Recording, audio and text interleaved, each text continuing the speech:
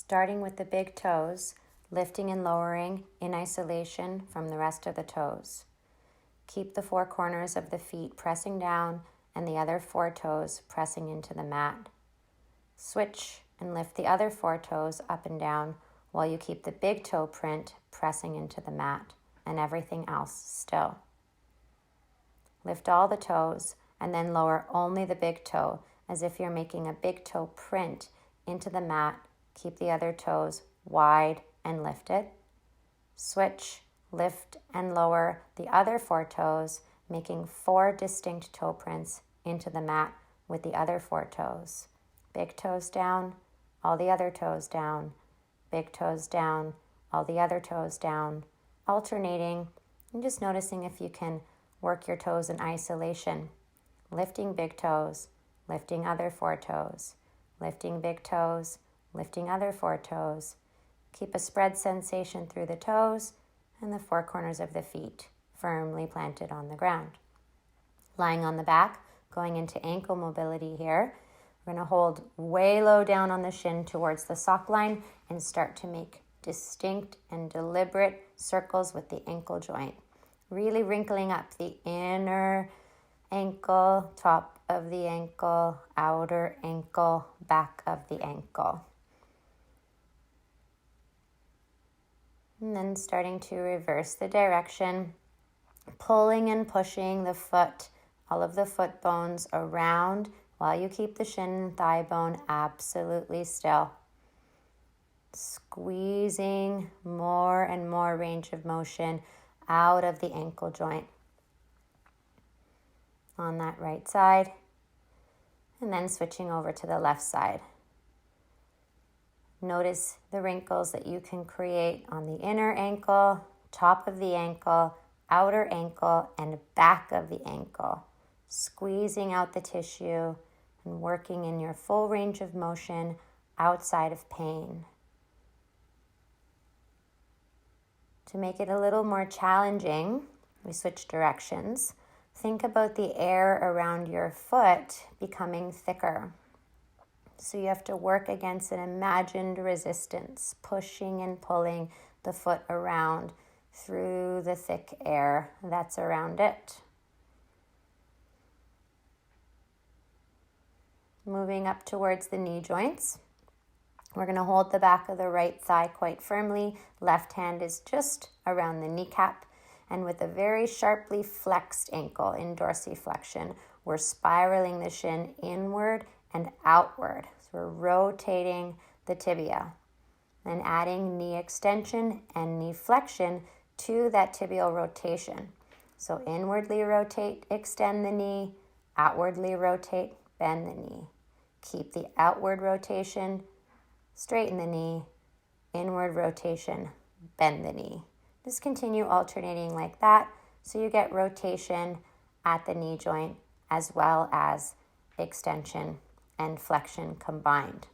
Everything the knee joint could possibly do with a very firmly dorsiflexed ankle. So wrinkles at the top of the ankle, on the inside of the ankle, and the outside of the ankle equally. Other side, holding the thigh bone close and keeping the thigh bone out of it. So the thigh bone is remaining very still as we rotate the shin bone inwardly and outwardly.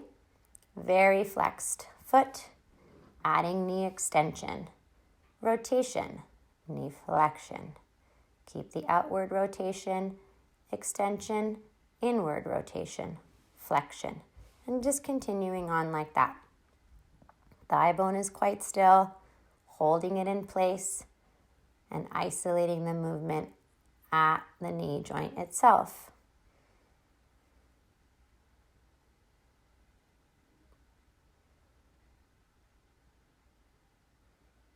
Mustering up as much rotation, extension, and flexion as possible without going into pain.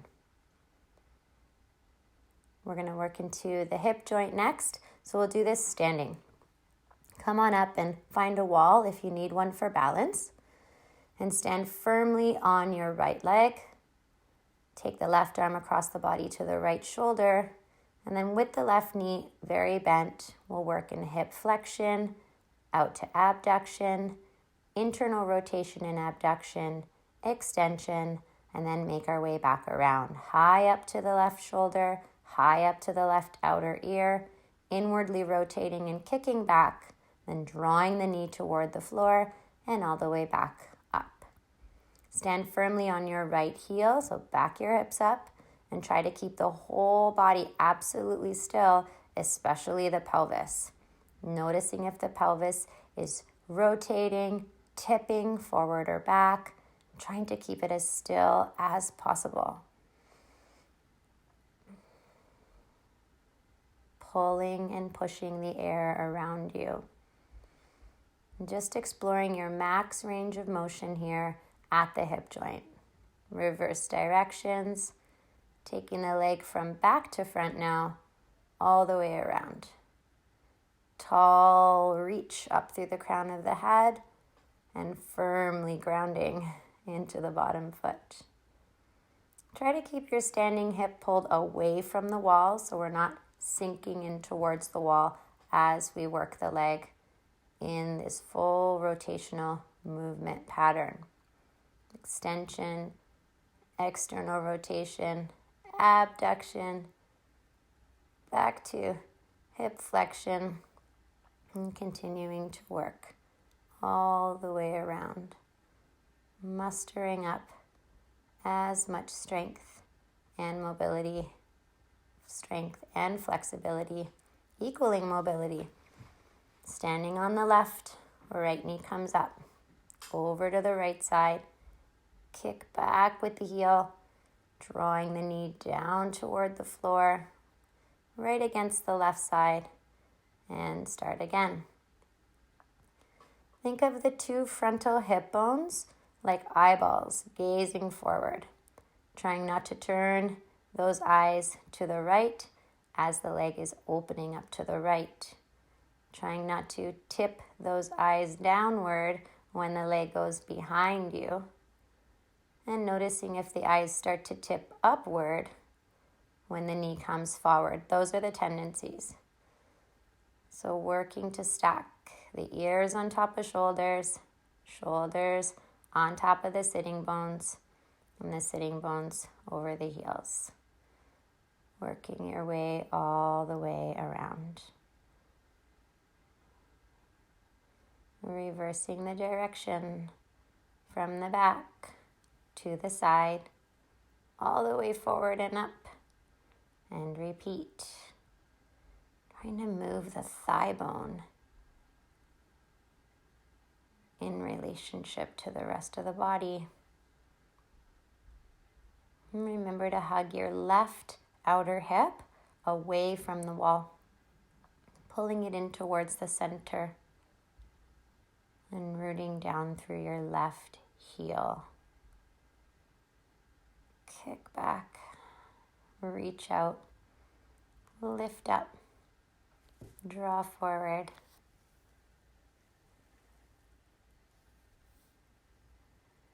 Last time around here. And then we'll get into the spine. So next we're going to move the pelvis and lower lumbar spine in isolation. Oops, decided to do this upward. Okay, so hands on the thighs, straight elbows, and we're working to move from the waistband down, tipping the tailbone up to the ceiling, and then scooping the tailbone under. And then starting to circle around the left side to the left as you tip the tailbone up to the right, scooping the tailbone under on the right, and then scooping all the way around to the left and repeat. Circling, moving the pelvis and the lower lumbar spine while you keep the thighs relatively still. The elbows locked out so that you're not moving the rib cage or the shoulders. Really trying to work from the waistband down, moving the pelvis over the thigh bones, keeping the thigh bones still, in relationship to the moving pelvis. Pelvic floor muscles, all the hip muscles, core muscles, the lower belly, side waist, lower back, all the waist tissue being squeezed and stretched and strengthened as you work your way all the way around, mobilizing the lower half of the trunk and keeping everything else quiet and still.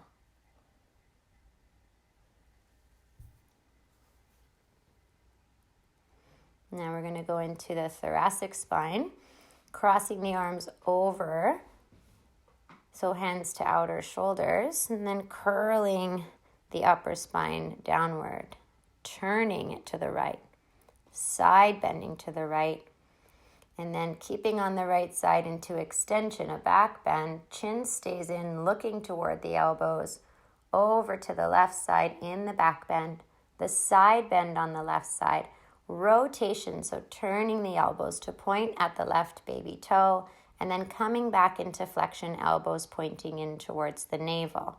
To the right, twist, then side bend. Back bending, chin in, eyes down to elbows, through the middle, over to the left, into the side bend. Rotation, elbows to the left and back to center. Elbows to the right in rotation. Side bend, wrinkling the right side waist. Lift the chest up to lift the elbows. Over to the left, wrinkling the left side waist, turning and rotating the upper body, and then finding yourself in the center. Going around one more time this way, chest lifting up, chin in, and all the while keeping the pelvis from shifting forward or backward. You can do that by really lighting up your legs, pressing the thighs apart, widening the thighs to create more stability. And again, noticing those hip points, gazing forward like eyeballs, staring straight, not shifting the gaze at all. We're going around the left side now, starting with flexion and then rotating left in flexion. Side bending, going into extension with some side bend, a back bend, into the side bend right, into rotation right, left shoulder to right hip, back to the center, right shoulder to left hip, side bend, back bend, lift the chest up, make space between each and every vertebra. Over to the right side, rotating right, and then finding yourself back in the middle, elbows to belly button. Coming back up, and let's work into the cervical spine. I'm making fists to charge up my arms, and I'm pressing my fists against my thighs while I press my thighs out against my fists to charge up my body.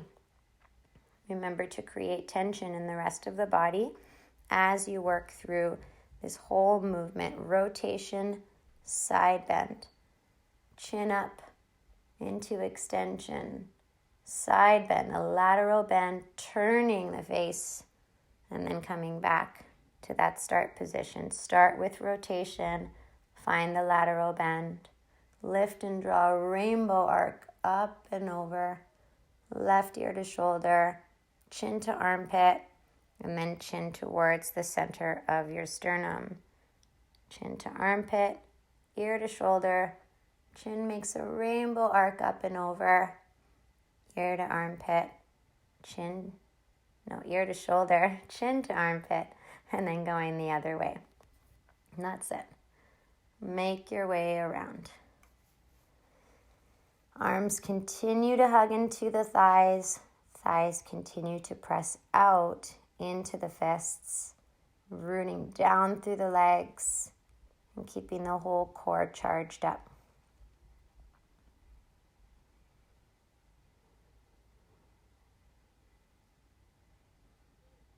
Deliberately moving through this whole range, all of the combined movements available in the neck spine.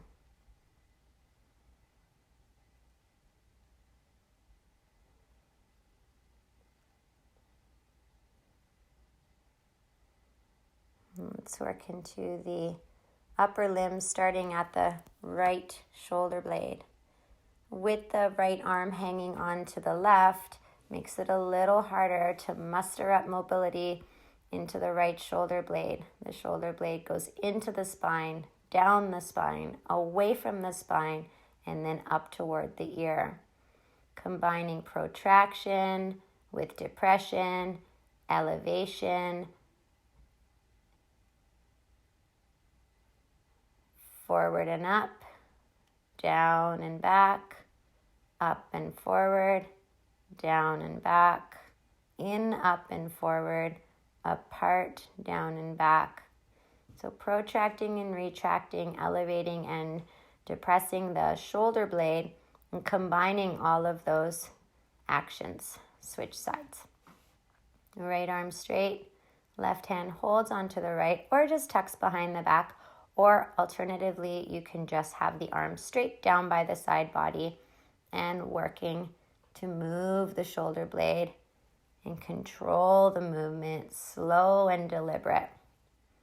Gliding the shoulder blade over top the ribs, squeezing, pushing and pulling right through the full range and reversing the direction. Combining protraction and depression, depression and retraction, elevation and retraction, protraction and elevation. Moving your way through. Okay, now we're going to get into the glenohumeral joint, the joint between the right arm bone, upper arm bone, and the shoulder blade. Extending the arm and bending the elbow in internal rotation, and then abducting the arm and working to find external rotation, bending at the elbow joint, getting some elbow joint mobility happening to challenge the shoulder glenohumeral joint movement. Rotating the arm bone. Internal rotation, palm is up. Bend the elbow and try to touch the left tip of shoulder blade. Straighten the elbow, arm is as high up as possible and into center. Then beginning to rotate the humerus externally as you come into flexion, overhead reach, bend the elbow, tap the back of the shoulder blade. Elbow is in and up as you extend and rewind the whole movement back. Lift and squeeze. Tap. Legs are charged up. All the muscles in the lower body and in the core are charged up. Spine is super still from crown of the head all the way to the tip of the tailbone. Notice if the head is moving forward and back, or back and back, wherever, moving at all. Keep everything else still except for the right arm. Air is thicker and thicker. If you need more challenge, work through thick air, pushing and pulling against that imaginary resistance.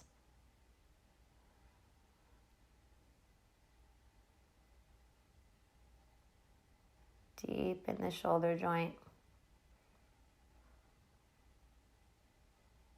Rotating externally with flexion. Bend the elbow. Elbow stays in and up. Straight elbow the whole time. No bending until we're deliberately bending in full extension and full flexion. Switch arms. With the right arm tucked behind the back, makes it a lot harder to cheat. And cheating would look like turning the body toward the left. And trying to keep both hip bones looking forward all the while as you work through that whole pattern on the left side. Super straight elbow. Lift the arm as high as possible. drawing it into center as much as possible and working at that max range, whatever that is for you. Elbows trying to stay inward and upward, close to the face and pointing at the wall in front as you work to carve more working space into that joint between your arm bone and the shoulder blade, that meeting place.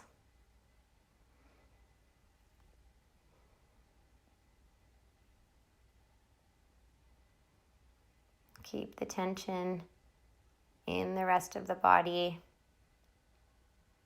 It will help you to muster up more strength, working through this pattern for shoulder mobility. All the movements that the left glenohumeral joint can possibly explore.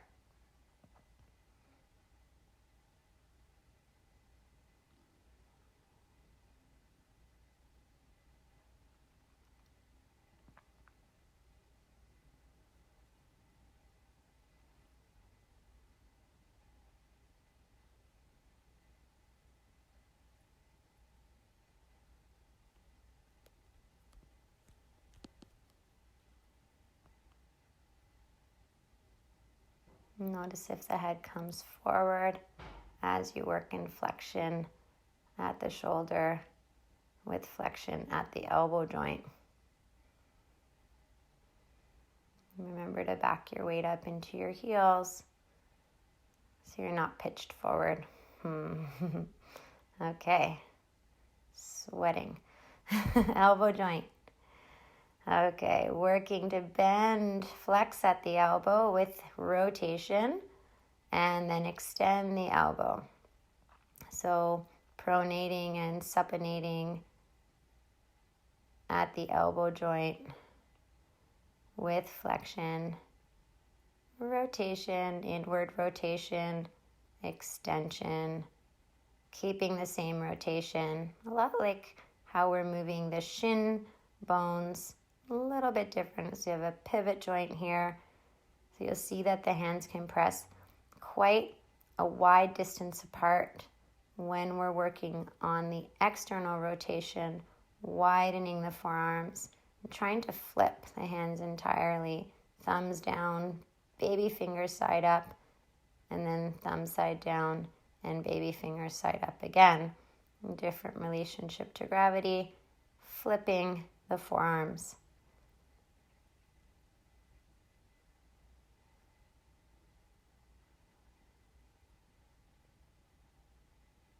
Pulling up,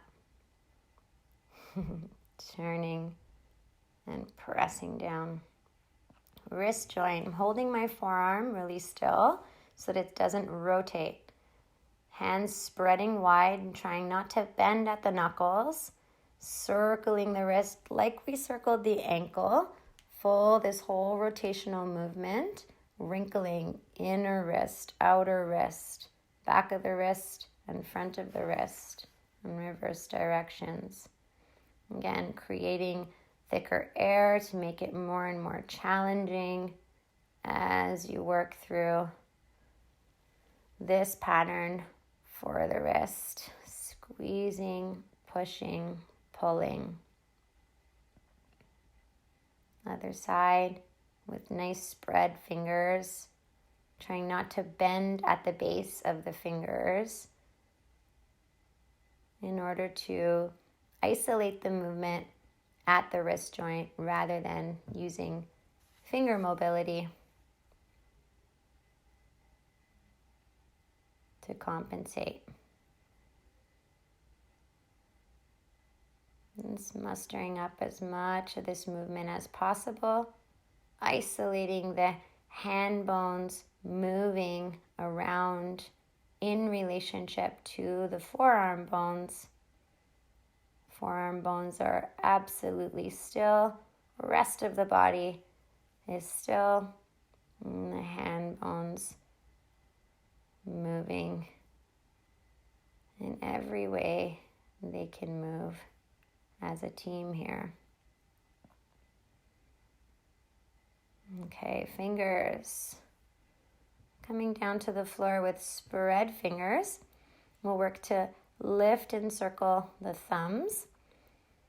It's a little harder with the shoulders right on top of the wrists. So we have the shoulders behind the wrists here. So the arms are on diagonal lines as opposed to straight vertical orientation to the ground.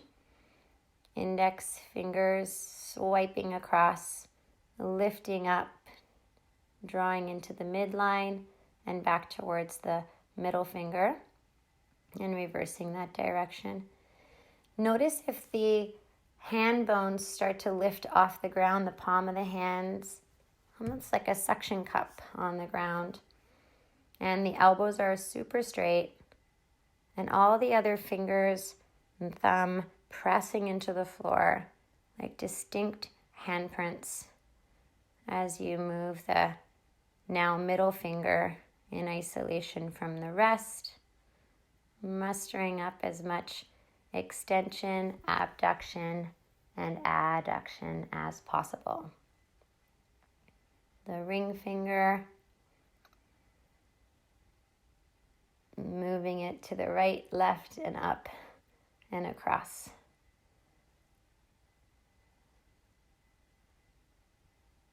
And finally, the baby finger.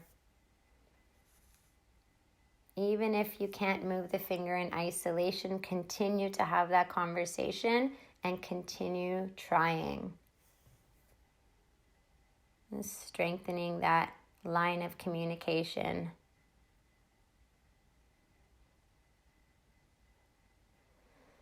Okay, I'm going to take a rest to finish off this morning mobility routine and let your legs stretch out. Your hands can rest on your belly, just feeling the rise and fall of the lower belly, calming down the nervous system, just letting everything settle down, come to quiet,